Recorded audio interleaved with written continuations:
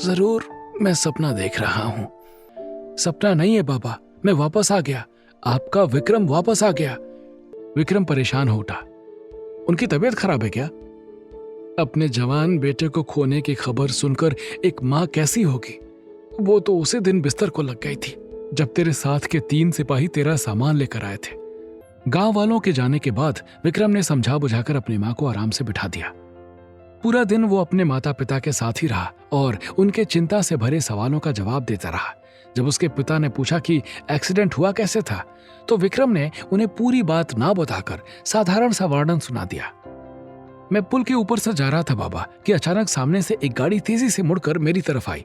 शायद उसके brake fail हो गए थे। जब मुझे लगा कि अब एक्सीडेंट होने से कोई नहीं बचा सकता, तो मैं चलती गाड़ी से नीचे पानी में कूद गया। लेकिन ये बात किसी को पता नहीं चली। सबको लगा गाड़ियों की टक्कर के बाद हुए विस्फोट में मैं भी खत्म हो गया। मुझे लौटने में देर इसलिए लग गई क्योंकि पानी के बहाव के साथ बहुत दूर निकल गया था। कल रात को ही वापस दिल्ली के दफ्तर पहुंचा और वहां रिपोर्ट करने के बाद सीधा आप लोगों के पास चला आया। मैं जानता था आप लोग बहुत दुखी होंगे। विक्रम के पिता ने अपनी आंखें पोंछते हुए कहा, अब छोड़ इन बातों को। तू सही सलामत है, हमें और कुछ नहीं चाहिए। भगवान हमेशा तेरी रक्षा करे। विक्रम देख रहा था कि उसके माँ बाप पर उसकी मौत की खबर का क्या असर हुआ था। 2 ही दिन में जैसे वो 10 साल और बूढ़े हो गए थे।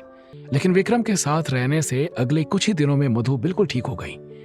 पहले की तरह घर के सारे काम करने के बाद भी वो विक्रम के लिए रोज तरह तरह की पकवान बनाती। उसके पिता भी स्वस्थ और खुश दिखने लगे थे। पूरे गांव में जैसे त्योहार का माहौल हो गया था। रोज शाम को गांव के बीचों बीच बने पीपल के पेड़ के नीचे बैठकर सब लोग इस चमत्कार के बारे में बात करते। करीब 1 हफ्ते बाद विक्रम के लौटने का समय आया। मधु के चेहरे पर घबराहट छाने लगी। उसने अपने बेटे से कहा, दिल्ली जाना जरूरी है क्या? वहां इतना खतरा है, कितनी तेज गाड़ियां आती जाती हैं। तू पहले की तरह बॉर्डर पे नहीं रह सकता। अपनी पत्नी के भोलेपन पर विक्रम के पिता हंस पड़े। एक सैनिक की मां होकर तुम कैसी बातें कर रही हो? मधु ने डरते हुए कहा, अगर इसे फिर से कुछ हो गया तो? विक्रम के पिता ने गर्व से अपने बेटे की तरफ देखा। हमें तो खुश होना चाहिए कि हमारा बेटा देश की रक्षा कर रहा है। फौजी कभी खतरे से दूर नहीं भागता, वो खतरे का डटकर सामना करता है। इसलिए हम तुम अपने घरों में चैन की नींद सोते हैं। विक्रम ने मुस्कुराकर दोनों को आश्वासन दिया, आप लोग फिक्र मत कीजिए, मुझे कुछ नहीं होगा। निकलने से पहली रात विक्रम के पास एक फोन आया। हेलो विक्रम, मैं ब्यूरो के ऑफिस से बोल रहा हूँ। तुम कल सुबह की ट्रेन से निकल रहे हो ना? पठानिया सर ने कहा है दिल्ली की ट्रेन मत लो, जम्मू एयरपोर्ट जाना। वहां काउंटर पर तुम्हारे नाम का टिकट मिल जाएगा। 11 बजे की फ्लाइट है। ठीक है, मैं कल दोपहर तक दिल्ली पहुंच जाऊंगा।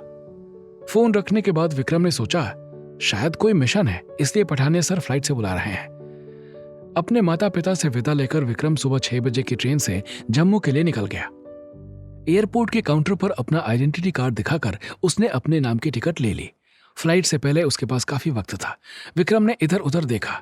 एयरपोर्ट ज्यादा बड़ा नहीं था। काफी सारा हिस्सा पैदल चलने वालों के लिए था। एक तरफ कुछ खाने पीने की दुकानें बनी थीं और दूसरी तरफ एक लंबे हिस्से में बड़ा सा स्टोर बना था। वहां किताबें, खिलौने, चॉकलेट के अलावा देश भर की मशहूर और प्रचलित चीजें और कपड़े मिल रहे थे। विक्रम स्टोर में जाकर सामान देखने लगा। उसकी नजर एक खूबसूरत से दुपट्टे पर पड़ी। गहरे नीले रंग के दुपट्टे पर छोटे छोटे सितारे चमक रहे थे। ऐसा लग रहा था जैसे तारों से भरी रात के आसमान का एक टुकड़ा तोड़कर उसका दुपट्टा बना दिया। करिश्मा पर यह कितना सुंदर लगेगा, विक्रम ने सोचा और दुपट्टा उठा लिया। लेकिन खरीदने से पहले उसे ख्याल आया कि उसने कभी करिश्मा को ऐसा लिबास पहने नहीं देखा।